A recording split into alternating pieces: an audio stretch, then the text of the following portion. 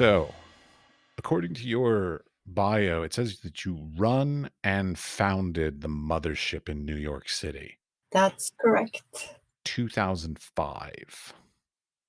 What is the Mothership? It's basically the place that I was looking to find myself when I arrived in New York City as an international artist with a dream to live and work in a community of other artists. And that's something I share with many artists from foreign countries. We come to New York City because that's the dream on the horizon. And we want to be where all the interesting people are who are drawn by these bright lights of this fabulous city. So I initially came to New York for my MFA at Parsons. And then I was looking around, where do I find this community of colleagues with whom I can create a setting where we all live and work together and support one another? And it wasn't that easy to find. So I decided it's like, I'm going to build this platform that I've been looking for. So it was a gradual approach. Initially, what happened was that together with two of my peers from my MFA program, we started looking around for a loft that we could turn into live workspace. Initially, just for us, a place where we could be artists in a community of people who wish each other well, where we could have exchanges about why we're doing what we're doing. Because the reality is that coming out of art school is a really scary moment. Is you've had this community of people dedicated to your passion with whom you can share and who care about what you do. Because the reality is that when a fresh art student enters the world, the world doesn't care whether we make art or not. So it's a common phenomenon that people have gone to school together, they move in together somewhere and try and prolong the experience of grad school. So that's initially how it started.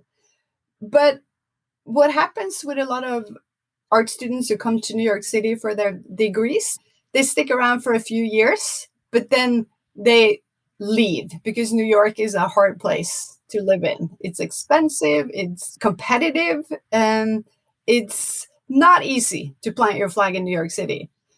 Personally, I happen to be very stubborn because I have background as a marathon runner. So I just keep at it, I just keep at it, even if it hurts. There's a long story here that I don't know if I'm going to be able to share with you because the whole thing takes 45 minutes. And that's more time than you have available for this podcast. Yeah, that's a bit much. Yeah. It's a bit much. Yeah. But what happened is that I ended up in loft in Brooklyn that happens to have a big outdoor roof deck.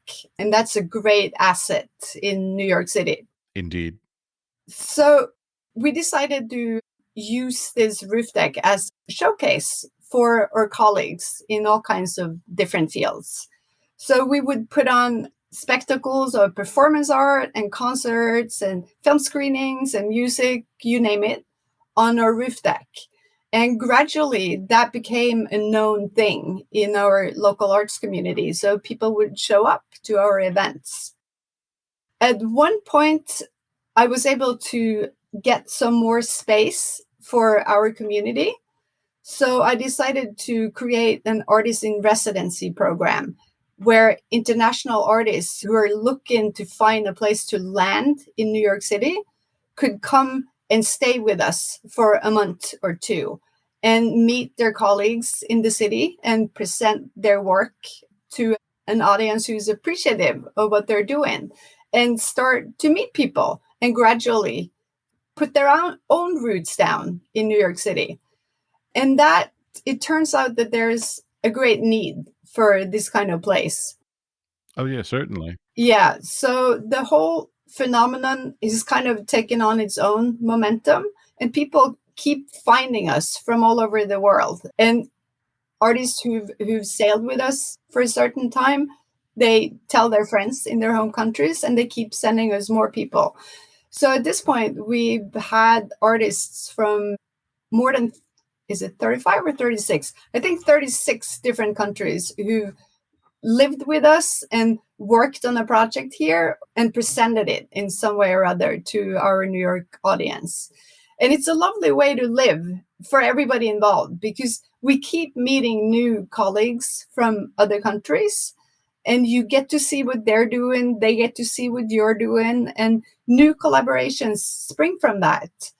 And gradually it becomes like an international family where once a mothershipper, always a mothershipper, and you can find your family members in other countries all over the world when you go traveling yourself. And it's also, in general, the people, the artists who have been with us at some point, they tend to return. Like a year or two later, they'll come back for another stint. And the way it works is that if we don't have an available room for them at that point, we have what we call the lifeboats in the lounge, which are or two couches.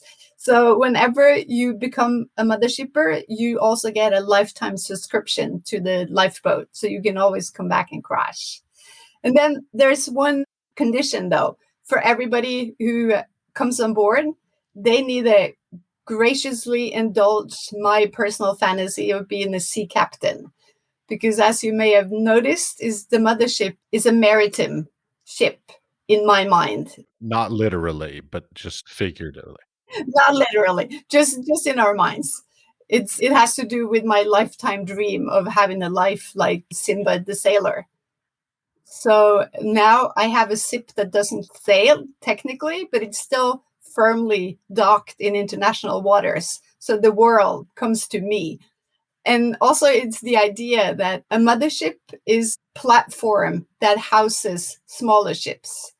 So they come with us for a while and sail on our platform, and then they take off and do their own expeditions elsewhere in the world. And then they return. And then we all benefit from one another. And the New York audience gets to benefit from what our international artists present. Okay, but wait, my first question though would be, is Mothership NYC, which is the full title of it, I believe, is that a nonprofit or for profit? It's actually neither. It's a place where we live. So, everybody chips in for rent. But Mothership is also connected to the nonprofit organization that I founded, which is called Noosphere Arts. I was going to ask you how to pronounce that. Yes, thank you. You're welcome. It's a little bit, people get confused because there are three entities that are really interconnected and intertwined, and it's not clear to people how they relate. I'm trying to figure out a way to make this more easily understandable. What's the third? There's a third. I'll get to that. So the first entity that came about was Mothership, and that just started gradually because I and my colleague needed a place to live and work, and it just grew from there. So that was never incorporated as an organization. Basically, it's a place where we live and where people can come and present their work. But then in 2010, I was offered the opportunity to show my own paintings in storefront gallery on the Lower East Side. And I go, this is awesome opportunity because the Lower East Side is at the time becoming the new gallery area. And I was realizing this is a golden window for all of my artist colleague friends in Norway who all want to come and show their work in New York City. So this is my chance to just invite in a whole bunch of them, and we're going to make this into like a 30-person show rather than the one-person show.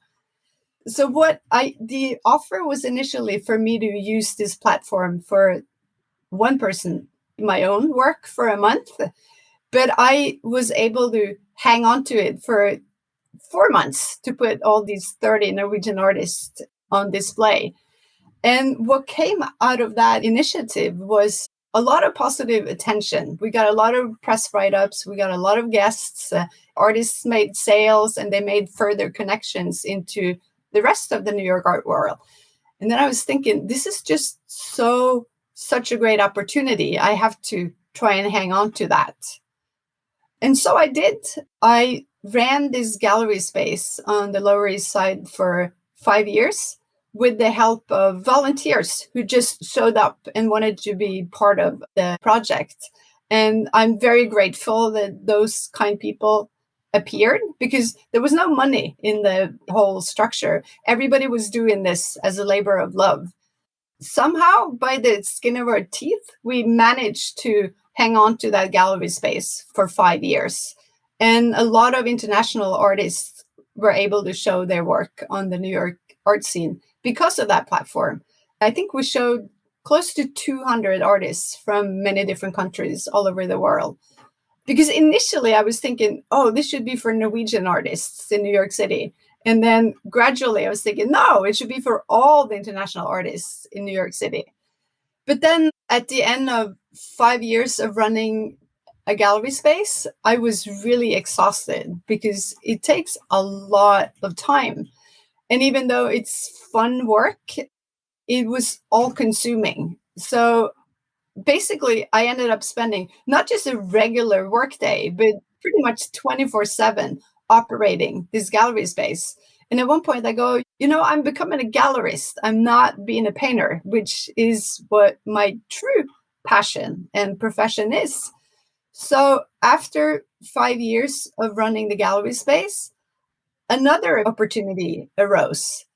And I was offered to use a warehouse in Brooklyn as my own painting studio.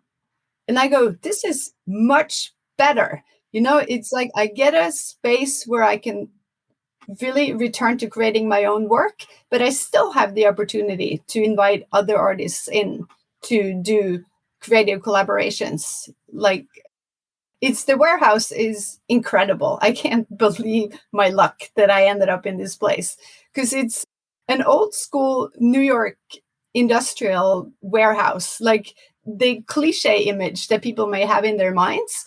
But in reality, very few of those exist anymore. Correct, yes. Sadly. So, in this warehouse, not only is it a huge space with high ceilings that allow us to do things like aerialist acts and people being suspended from above and all kinds of wild stuff, but it's also located in a plant that has a bird sanctuary sitting on the top roof, which means there's vegetation, plants, and beautiful flowers in this truly gritty industrial environment. And we are able to use all of those stages, all of those rooftops and planted areas as our arenas for artistic collaborations. So gradually, when our location changed, the programming of the nonprofit I started became different. There's no longer a focus on creating exhibitions of 2D works, which is what we started as. Now it's all about creating live events where artists from many different disciplines come together and collaborate. And because of this really unique location by the Newton Creek Superfund site, we are compelled to invite in artists whose work addresses basically humankind's place in the greater scheme of things as a means to think about sustainability and the crisis that we're in these days. So, because of that motivation, my team and I came up with this idea that's called We Are Nature, which is a series of public events that are that combine many different art disciplines. There's music, there's dance, there's film, there's visual art, there's poetry, there's prose. And it happens across all of these stages with the roof gardens by the river exactly next to the Newton Creek, and then on the rooftops where everything is set against $1 million view Manhattan skyline. So it's really fabulous. Again, I can't believe my luck that I've just landed right into a scenario like this. You do seem to be living the sort of romanticized idea of an artist in New York, especially with your massive warehouse studio. But one of the big questions is like, because we all know, New York is extremely expensive and artists have difficulty living there, et cetera, et cetera. It's like, how do you pull off like making money and making a living by, so like you've got this massive warehouse place, you're running this nonprofit, potentially selling art, like doing like how do you cobble together a living in New York? Well, I'm a hustler. So I've paid my own bills since I was 16. And initially, what took me through my many years in school, because I actually spent 10 years in college because I love school as an artist trying to find her way into the art world. I was lucky to have this gig where I was translating pulp fiction, German pulp fiction, into Norwegian. And that was a job that I was able to take along wherever I was going. And it allowed me to have baseline of money while I was doing all these things that I wanted to be doing. But at this point, I reached a place where I no longer need to translate. And it's not like it was a chore because I actually love translating.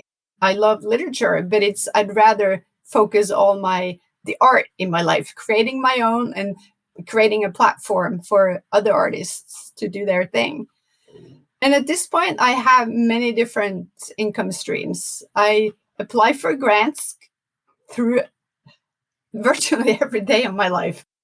That was an exaggeration, but it's like I figured out I got my first grant when I was 13, and I've never stopped applying for them.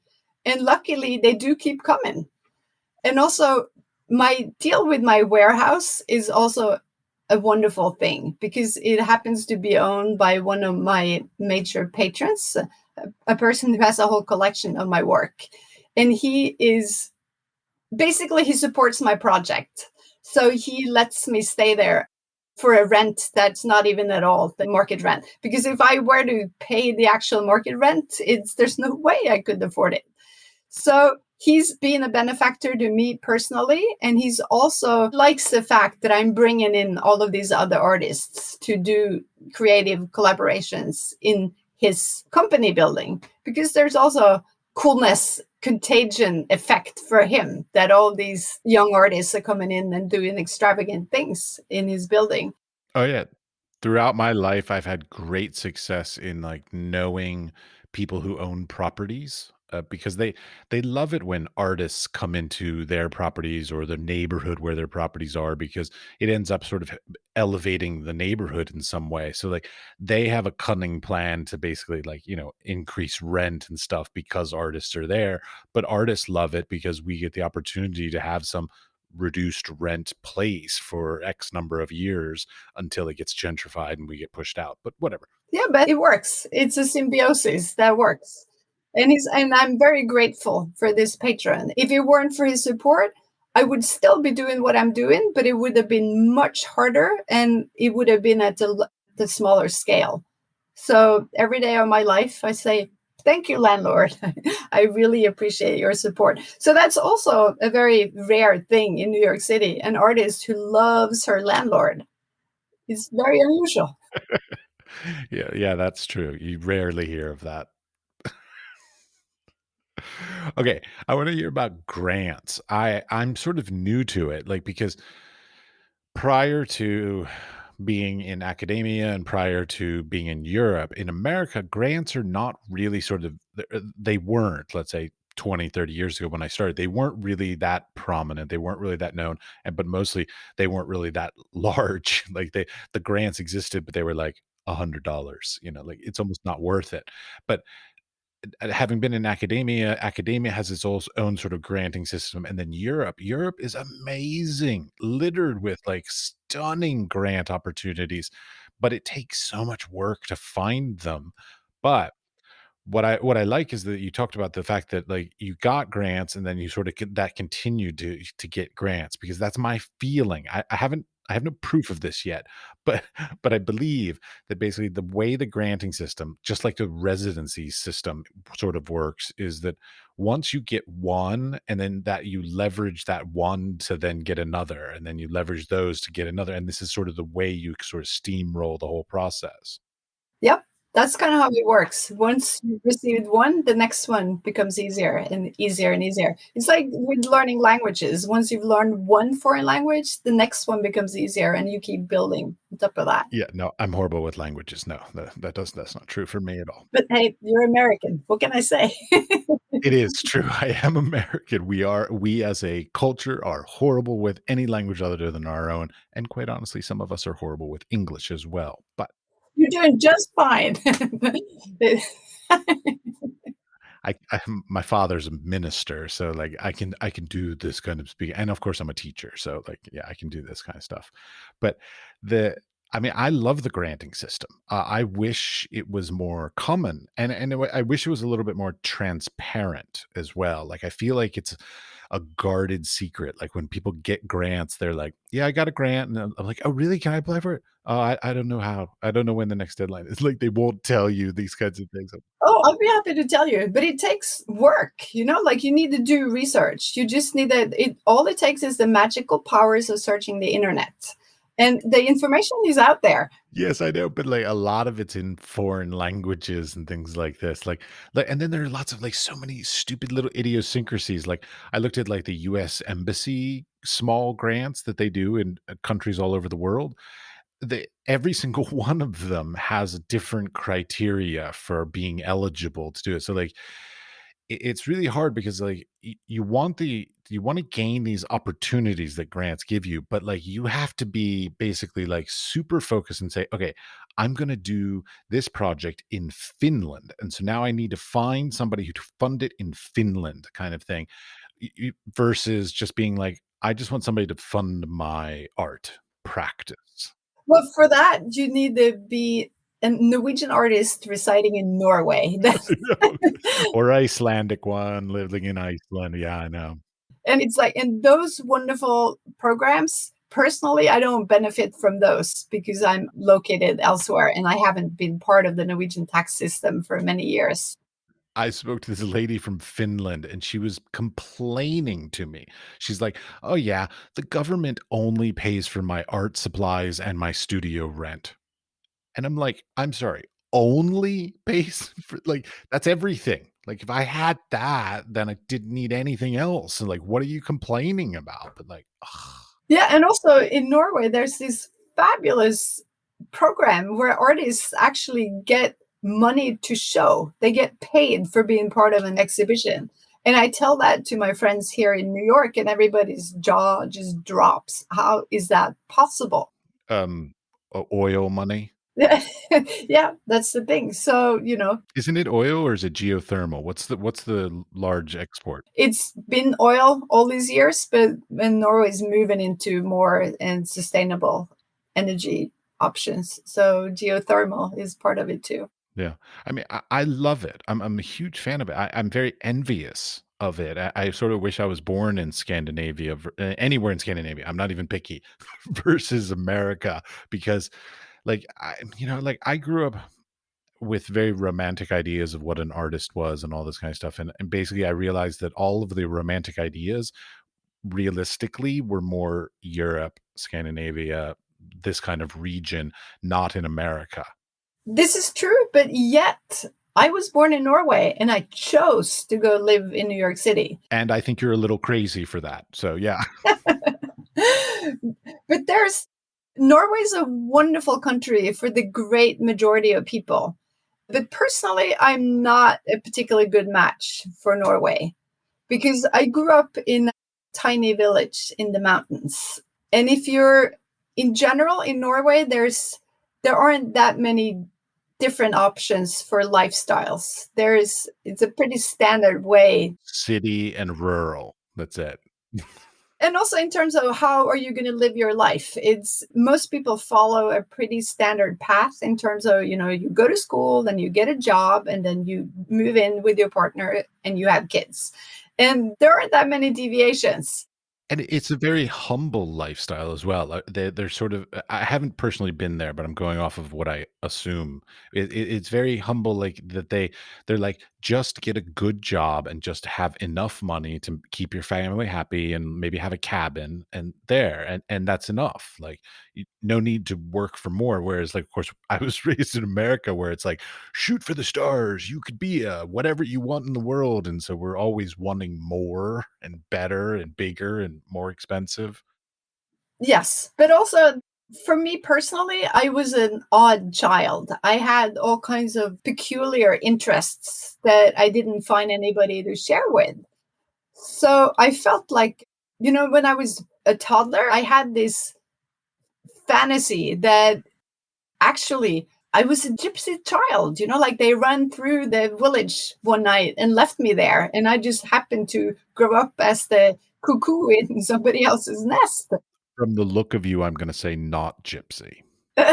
What I don't know. I don't look particularly Norwegian either. Okay, I could give you that. Yeah, that's probably true. But I mean, from what I understand about gypsies, which please, I'm sure I'm going to get this wrong, but from what I understand, they started actually in India, is what is now known as sort of the Romas and the gypsies and this kind of stuff. So there's a reasonably, dark hair, dark skin kind of look to that. I don't think you're gypsy. And I happen to be the only person in my family and the majority of my village that was not blonde. So I felt like that this is confirmation of my theory. All right, if it makes you happy, you're gypsy. Let's go. But for the like from my 20s and my 30s, I was a gypsy. I lived in 6 different countries. I know that feeling. Yes. Yeah. But basically, I just felt like this is some kind of cosmic practical joke that I ended up growing up in this little village where I can't find people similar to me in any way. And then you move to New York, where there is more than enough crazy people to suffice. Exactly. But I didn't go to New York initially. I moved to Paris first and I spent 2 years there. And then the next thing that happened is that I got another grant that allowed me to go to Georgia, out of all places, Athens, Georgia, in the south. Athens, a lovely place. So that was my initial encounter with this country. And during that time in Georgia, I made a friend who was from New York City. Okay, wait, when were you in Georgia? Oh, a long time ago, 89, 90. So you were there, like, REM, B-52s time period. Exactly. Yep. I love it. Okay, yeah, that's my era. I'm all about it. Yeah, I went to their concerts in Athens, Georgia, hanging out at the Globe Bar. Ugh, so jealous. Yeah, okay. So I landed there at a very good time. It was at that very peak moment for the music scene. But during this year that I studied at the University of Georgia, I had this very momentous experience of traveling with my friend to New York for Thanksgiving. And as soon as my feet hit Brooklyn soil, I knew that this is where I'm going to live. This is where I'm going to plant my flag. So the next 7 years of my life was just about gradually putting things in place so that I could move back to New York City and officially plant my flag there. But that's something that a lot of artists don't think about. They don't try to do, like, long-term plans. They don't make plans and then sort of fulfill them. They think that the art world's gonna come to them, like, "I'll make magnificent artwork and put it on Instagram and people will find me," but it's bullshit. Like, you've gotta do the work and get yourself to wherever you need to be. Yeah, you got to do the work. But you also do need some luck. You need to run into people who can help you. But then again, that doesn't happen if you're only in your studio creating your paintings. You need to interact with people. And you would never have gotten a warehouse if you lived in Athens, Georgia. Correct. Yeah. So, I mean, it's being in the right place, meeting the right people, and being a nice person. Like, this is something I used to be an arrogant little shit when I was a kid. And, like, I burned far too many bridges of my own doing until I finally realized, I'm like, oh, wait, the whole art world is a community and they all know each other. And if you're an asshole, you're screwed. Like, even if you're incredibly talented as an artist, if you're a pain in the ass to work with, nobody's going to want to work with you. Mhm. And it's also a better way to live. Just be a decent person. Yeah, hindsight's 2020. All right. All right, back to the stuff about the 501(c)(3). So, tell me the structure. Okay, so you've got Mothership, Noosphere, and you never and the third one was The third one is Last Frontier NYC, which is the name of my warehouse. well, wait, okay, I'm so confused on all this. Help me just geographically, physically yeah, understand this. Okay, so Last Frontier is your warehouse, fine. Noosphere is does it have a physical location, or is it just a nonprofit, basically, that sort of happens wherever? At this point, we see it as a mobile entity, but it's tied into the building that also houses my warehouse, Last Frontier NYC. Okay, and then Mothership is in the same building? No, but it's close. Mothership is like 15 minutes by foot or 4 minutes on your bike from Last Frontier NYC. Okay, so they have some physical distance between them, so there is some separation and understanding there. I mean, because like I ran a nonprofit years ago, and I will tell you, it's not easy. A lot of people think like, oh, you know what? Let's just make an arts nonprofit. Like making an arts nonprofit is a pain in the ass. It's a pain for sure. Just the application that we turn into the IRS, it was 80 pages.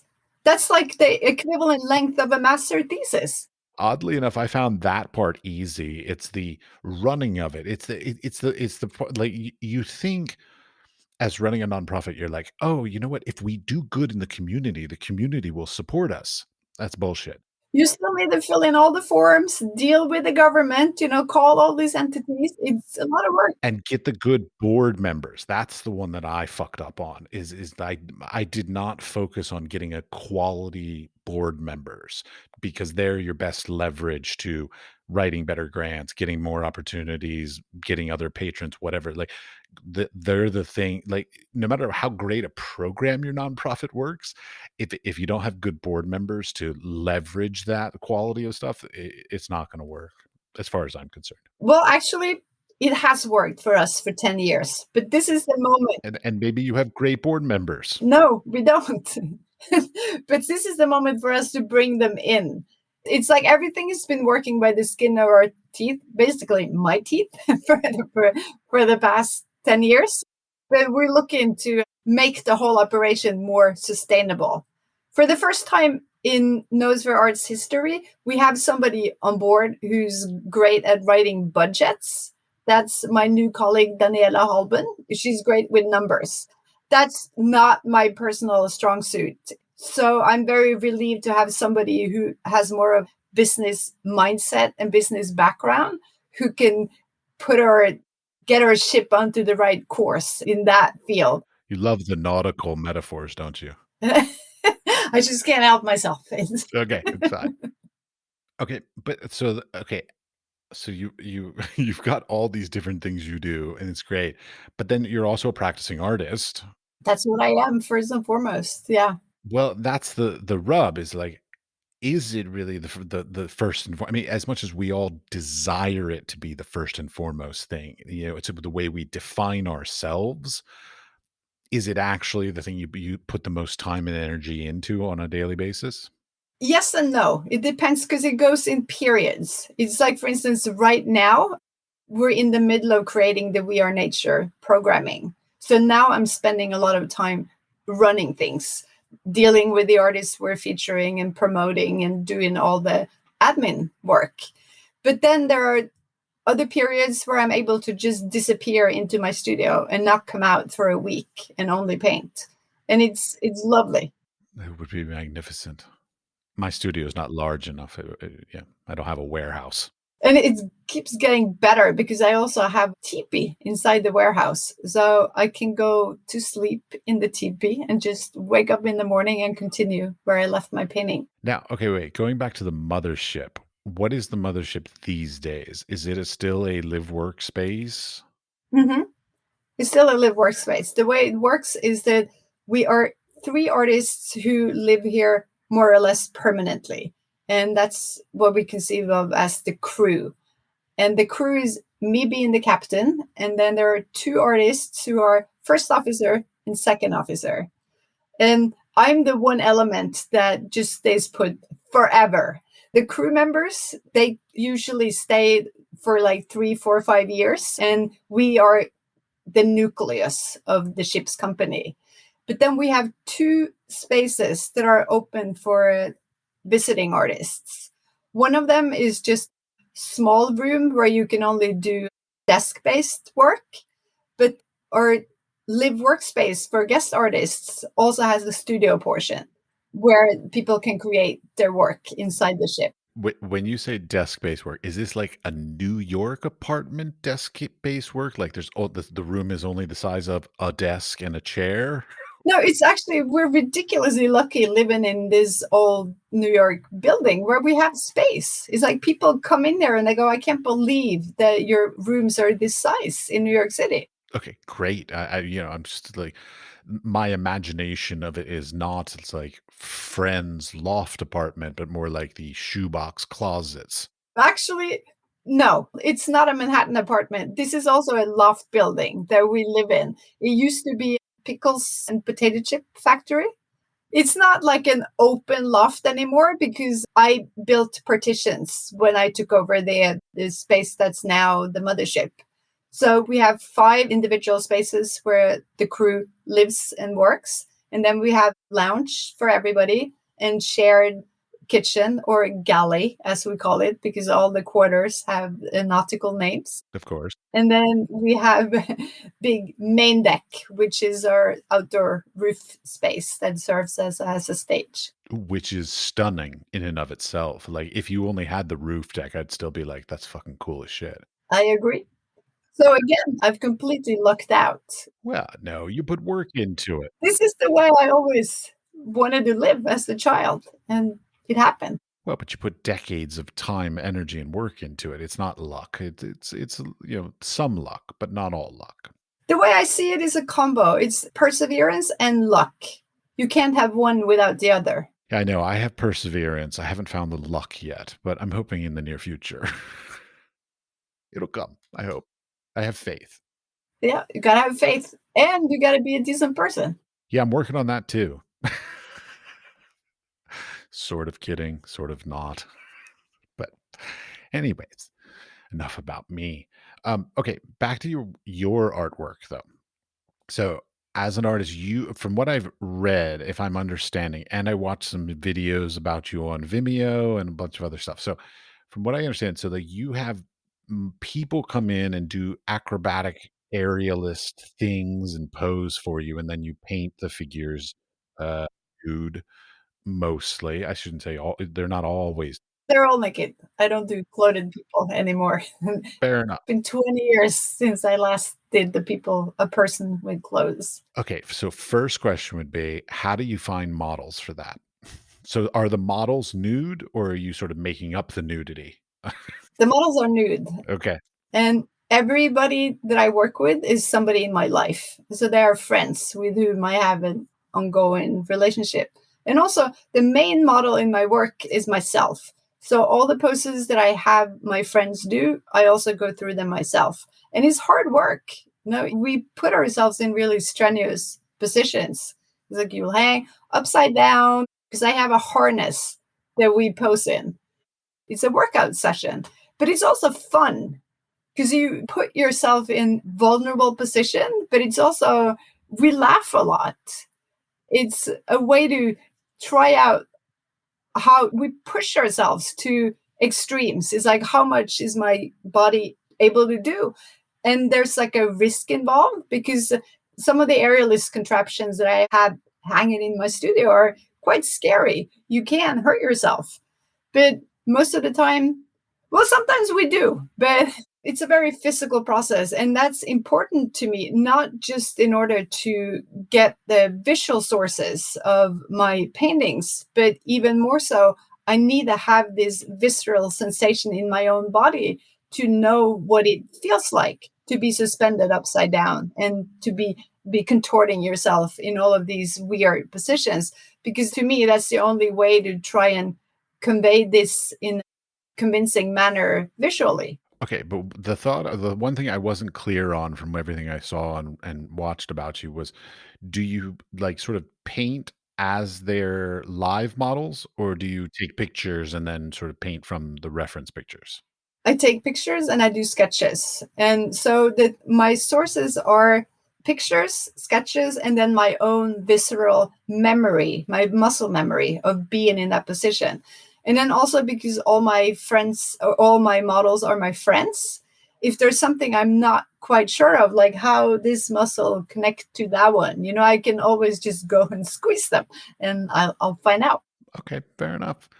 Now, I've often sort of heard stories about how, like, subject matters and techniques go in and out of fashion in the art world. Sculpture becomes popular, painting becomes popular, and then it sort of goes in and out of fashion. And the nude and the figure is also one of those things. So, like, have you had any ups and downs or any even pushback about working with the nude figure in your career? Absolutely. When I started out with this, it was absolutely not fashionable. And it's also for me as a Scandinavian, it's I have no issues with seeing naked bodies. It's just like that's the way we come. But being here in the United States, I do get a lot of pushback for that. Like a lot of people are uneasy about seeing nipples, seeing the whole thing out there. And especially interesting, it's especially the male body that shocks people. It's like if you can actually see a penis in the work, that turns a lot of people off. They would never buy a painting that has a visible penis in it. Well, it also turns a lot of people on, just to be clear. Well, yeah, but no, but here's the thing. It's like I don't want my work to function on that level where people are attracted to it because of voyeuristic interest in seeing a sexual imagery. I don't perceive the work as that. If that's the only way you get the person to pay attention, it's they're not paying attention for the right reasons. So I don't see my work as sexual or erotic. I see it as sensual, or I just see it as matter of fact. It's like this is how we look. I don't try to create a titillating imagery. It's okay, sure, there's an erotic aspect to the work, but that's not the main message. It's just the eroticism is in there as it is a part of life. But that's not what I'm trying to make the main focus. I mean, I've worked with nude and semi-nude figures in my career, and I get a lot of pushback, but mostly because mine's photography, and I think there's a huge difference because, like, if you see a nude marble sculpture, there's a great appreciation for that because there's this long tradition of it, Greco-Roman sculptures, yada yada yada. But and then of course painting, there's a long tradition, hundreds if not thousands of years of the nude figure in paintings and drawings. But photography is not is seen more as of like a voyeuristic, titillating kind of a thing, and I find that really unfortunate. Yeah, it is an issue, but for me, there's also not an option because this is what I want to work with. That's what draws me more than anything else is the human body. There will be people who have problems with that, but tough, then they just don't have to look. There are enough people who are interested. Well, I'll tell you, I went and did a workshop with Jock Sturges at a naturalist community. And now keep in mind, I'm the son of a preacher in Washington D.C. I had never done anything like that before. So to participate in the workshop, I had to also participate in the naturalist lifestyle. That I was incredibly scared of doing that. But by the time it was done, I was there for I think 8 days. It was utterly comfortable and natural, and there was and I would gladly go back to another naturalist community, and I hope to raise my children in sort of some naturalist ideas. I mean, the comfort level and the security and the sense of sort of just confidence within themselves, no matter what they look like, because trust me, there were people of all shapes and sizes, were was amazing. Like, I'd never experienced anything like that before in my life. Yep, I'm all for it. It's also the great equalizer. There are no status symbols when everybody's naked. Oh, no, they would still have, like, nice flip-flops or handbags or something, that still showed off their status, but still, it was just an amazing experience to do that, that I never thought I would experience, having been raised in a reasonably conservative household and a reasonably conservative neighborhood. Yeah, but Americans in general have a really funny outlook on the naked body. because there is Puritan element is still there. But then there's also look at just the standard US media. They're all ladies in very skimpy clothing and presented in a very sensationalist manner. But that's okay. You just can't have the whole body in its natural self. Skimpy is fine. Nude is not fine in America. And even though that can often be much more objectifying and sensationalist than actually just showing ourselves the way we came. Absolutely. I'm all for it. I don't, I like Europe. So, like, I'm all for a much more free expression of the human figure than the puritanical American version. That's my 2 cents. This is where I want to live. So I'm just going to have to deal with it. And I'm dealing with it.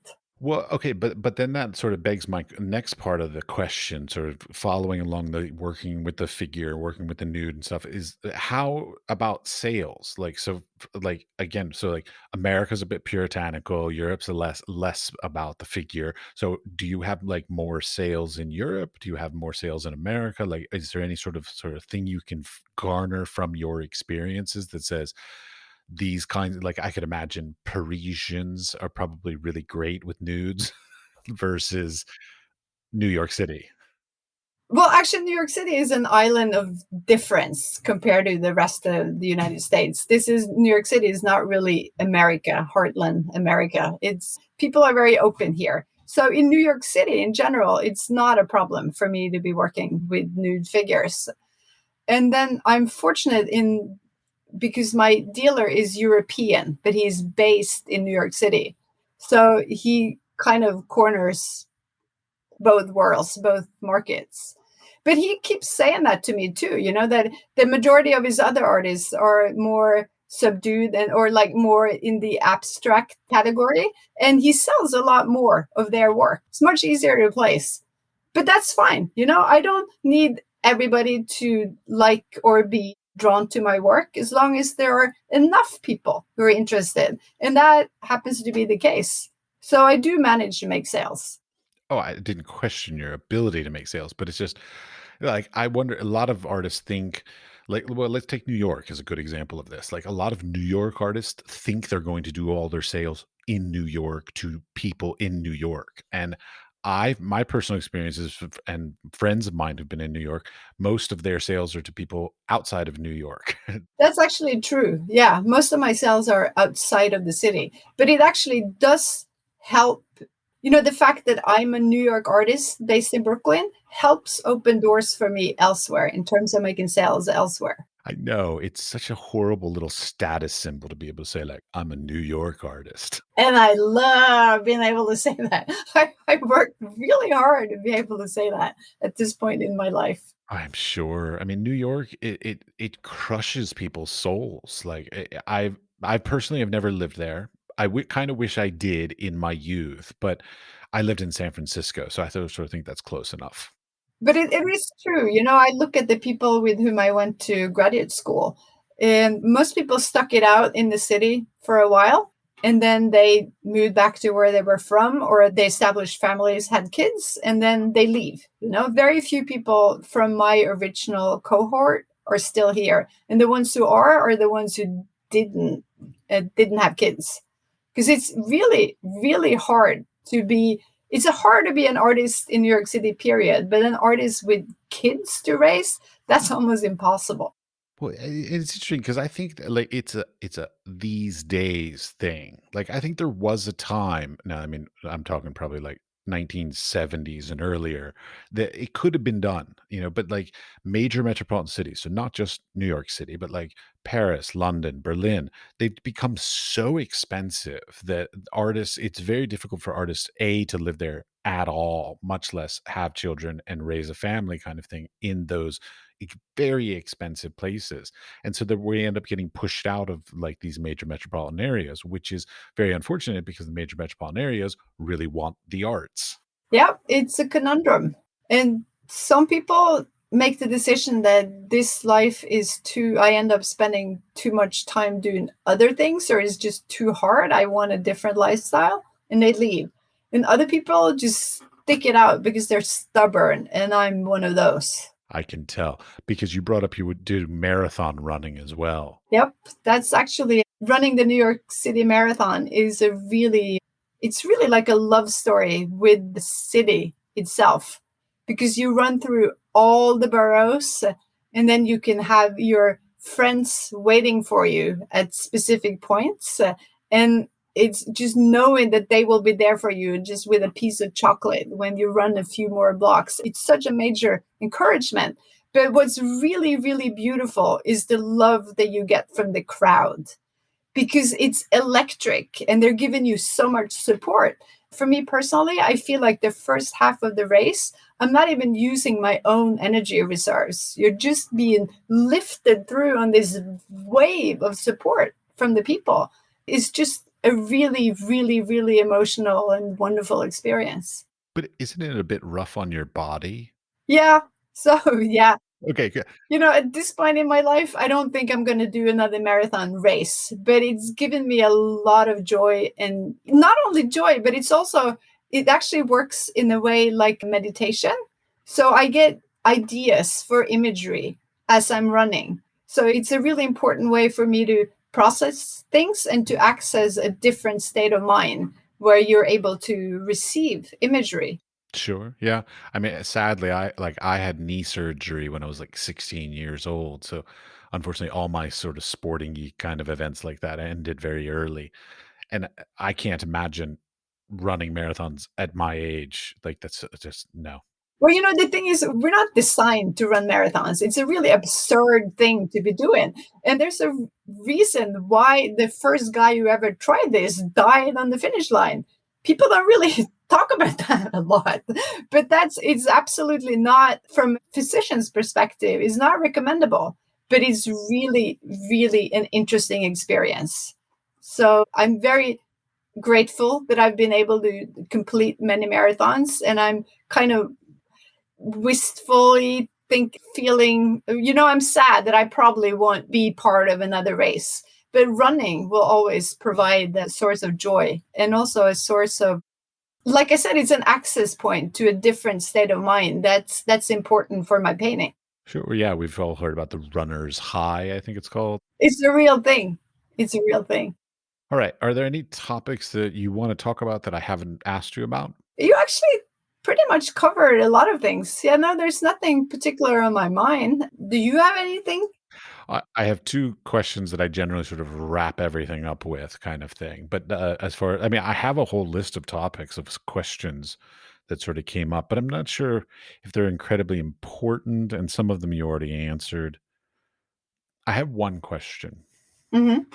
I noticed on your CV that you got a grant from the Rauschenberg Foundation. Hmm. A huge fan of Rauschenberg and myself. I'm sort of wondering, like, what did they grant you for? First of all, thank you so much to Rauschenberg for creating this foundation because he was an artist who wanted to give back to other artists. So the money from that foundation, actually, that's his own funds. So the idea behind the foundation is that when an artist who can point to being committed to their work end up or can demonstrate like a continued practice, if they end up in dire straits for one reason or another, they can contact the foundation and they may get money. So this happened in 2001, and it was right after 9/11. And I'd been standing on my rooftop watching the towers go down. And I was supposed to, that's a whole other story. We don't need to go there. But I had my first solo exhibit was supposed to go up in Norway just a few months later. And all of a sudden, it was absolutely impossible to get air flights, like transport anything on via the air. So all of a sudden, it was 10 times as expensive to fly paintings over. So I couldn't afford it. I couldn't afford to go to send my work over for the show and go there myself. So I reached out to the Rauschenberg Foundation, and it's like, look, this is the story. I've been working for this solo show for more than a year, and now I'm not going to be able to make it happen. And just about a week later, I pulled up from my mailbox my own self-addressed stamped envelope. As artists, we dealt with those back in the days. And usually when you get one of those, it's a rejection. So I looked at this envelope and I go, well, at least they were quick. And then I opened it and it was just a check with Rauschenberg's name on it, signed. So I go, I can't believe this. Like, he gave me the money and just like a week after. So that saved my exhibit. I highly doubt that system works like that anymore, but it's lovely. Yeah, it was so wonderful. It was so wonderful. And fortunately he's no longer with us. But thank you, Robert. Yeah, I had the dumb luck of almost meeting him. I was at school one day at the Corcoran, and I walked by this professor of mine, Skip. He was in the printmaking studio with a guy, and they were looking at this piece of art that looked sort of like a Robert Rauschenberg, and there was this other guy with Skip, and I'm like, who's in there working with Skip? Like, they're looking at something that looks like a Rauschenberg, and they're like, and my friends are like, oh, that's Robert Rauschenberg. He's here making a series of prints, and I'm like, no shit. And then by the time I got back, he was already gone. So I was like, fuck, that close. Well, at least you breathed the same air for some time. Oh, Skip ended up telling us some great stories about him. So, it was still nice, but it was just like it would have been so cool to talk to him. But anyways. He was a total good egg. So my chapeau and respect to Rauschenberg. Yeah. I almost worked with for Richard Avedon as well, but that didn't work out either. But that's a whole nother drama. Well, at least you were in the vicinity.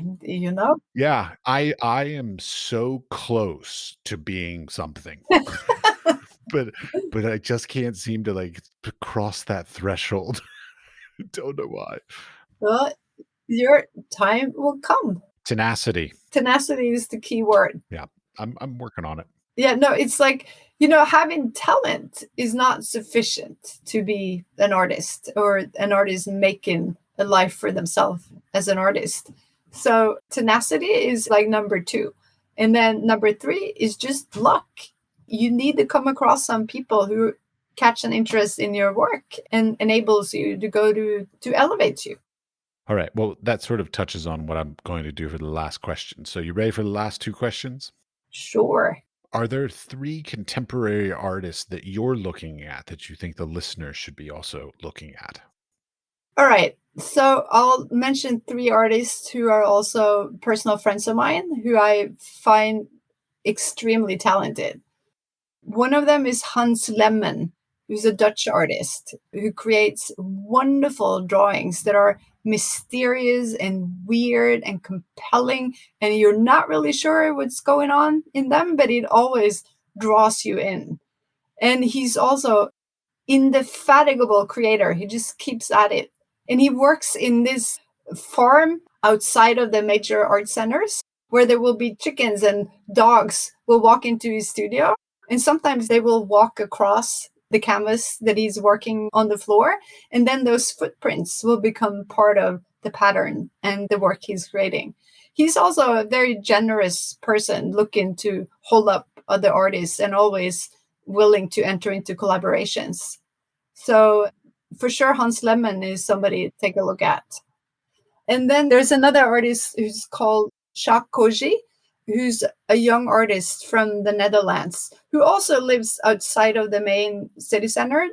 But I met him because he's come to spend time on board the Mothership. So he's sailed with us for several times. He's been here 3 times, actually. And I've been able to put him into shows that were created by Noosphere Arts. And he has a very interesting blend of old master skills combined with contemporary themes they create jarring juxtapositions, but somehow it still works. It all comes together. So I'm very confident he has a great career ahead of him. And he's a good egg. So I absolutely recommend Kjøk. And then number 3 is Barbara Fragogna, who's Italian. She's also very classically schooled. You can see she masters the technique of oil painting and drawing really well, but she puts it to use for very odd and disturbing things. Her works they're not pleasant. They're beautiful, but there's something really jarring about them. And she's also a really generous artist who helps her peers do their thing and always willing to enter into collaborations and also has an enormous energy level. She just keeps at it. She keeps at it all the time and doesn't give in, because there are many moments in an artist's career where you feel like, should I just throw in the towel? This is so hard. But she has the tenacity and the talent that's required, and she deserves all the kind of attention that the world should be giving her. Marvelous. And the last question is some advice, preferably some advice you haven't already given. So some new advice for the next generation of artists. I think it's good for all of us to think about, what does success really mean? Because you were saying earlier that for you as an American, you thought that success is all, it was about more. You need to make more money. You need to get more status. You need to just keep growing in a way that takes things away from other people. It's like it's a competition based way of seeing the world. You need to be better than other people. And as I've grown older, I've started rethinking, what is success to me. At this point, I have 3 yardsticks. Do tell. Well, for me, it's like, what is success for me personally is, one, how much does my life today resemble the dream I had for myself as a child? And then 2, how much are you looking forward to going to work when you walk to your studio in the morning? And then 3, how much joy are you generating around you by what you do? All good metrics. Yeah. I mean, when I started this podcast, I had this very egotistical idea of like, I wanted to talk to enough people to learn the process of having a piece of my art put into the Museum of Modern Art in New York City. Like that was my goal. I'm like, that's what I want to achieve. Well, over the past 2 years now, since I've been doing this, I've sort of realized I'm like, fuck it. You know what I really want? I want enough money and time to just make whatever I want to make. Period. That's it. Well, money, time, and space. Those are my 3 criteria. So money, time, and space to just be happy making whatever I want to make. Done. That will be a joy for me. Mm-hmm. Yeah, I certainly agree.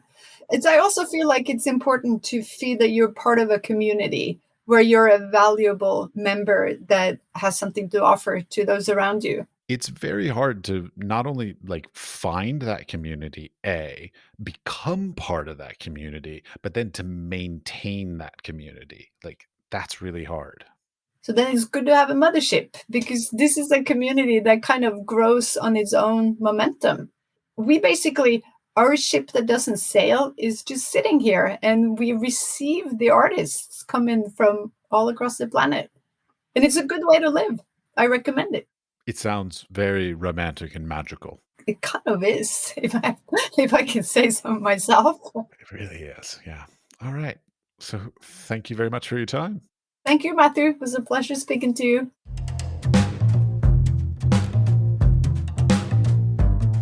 I hope you have learned and enjoyed as much of this podcast as I have in producing it. I've learned so many things that I've done wrong in my career and so many things that I need to do better or more efficiently in the future. I hope this podcast has inspired and assisted you in becoming more successful in your own creative endeavors. If you like the podcast, we would appreciate a 5-star rating, and a nice comment would be greatly appreciated. I would also like to thank Nebulous 1966 for their 5-star rating and comment. Please tell your friends to listen and subscribe also. You can subscribe on Apple Podcast, Spotify, or wherever you get your podcasts. We are produced by 5014. The audio was edited by Jakub Černý, and the music was created by my friend, Pete Bybee. Thanks, Pete.